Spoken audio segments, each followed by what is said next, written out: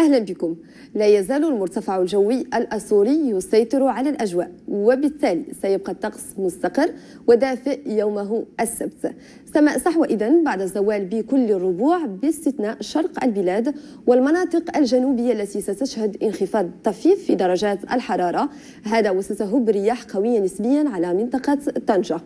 أثناء الليل كتل ضبابية ستغطي السهول الشمالية وغرب الواجهة المتوسطية، وستطال السواحل الجنوبية، كما يرتقب مرور سحب عليا بالمناطق الصحراوية، ثم سيتحول الطقس إلى شديد البرودة بالمرتفعات وبالهضاب الشرقية مع تكون صقيع أو جريحة.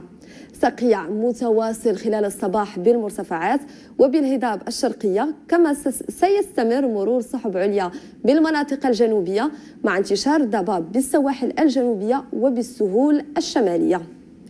درجات الحرارة بعد زوال اليوم ستتأرجح بين 27 درجة بسمارة كأقصى المقاييس، 10 درجات مرتقبة بمدينة إفران، 16 درجة بطنجة و23 درجة بمدينة مراكش.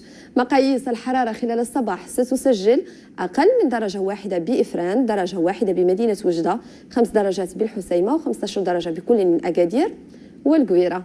حالة من عدم الاستقرار الجوي منتظرة خلال اليومين المقبلين، حيث ستنزل أمطار ضعيفة على منطقة طنجة، اللوكوس والريف الغربي، وستهب رياح قوية نسبيا على منطقة طنجة، ثم تساقط محتمل للثلوج على قمم الأطلس يوم الثلاثاء، هذا وسيبقى الطقس بارد بالمرتفعات وبمنطقة الشرق. نتعرف الآن على مواقيت شروق وغروب الشمس وطلوع وأفول القمر بمدينة الدار البيضاء.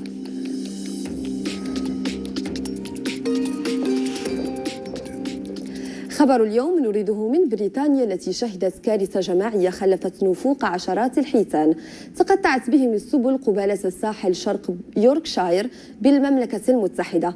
تم استدعاء فريق من خفر السواحل ومنقذي الحياة البحرية والغواصين لمساعدة الثدييات، لكن بسبب سوء الأحوال الجوية تم تعليق عملية الإنقاذ لوقت لاحق. بهذا ننهي نشرة الطقس، وموعدنا يتجدد مساءً.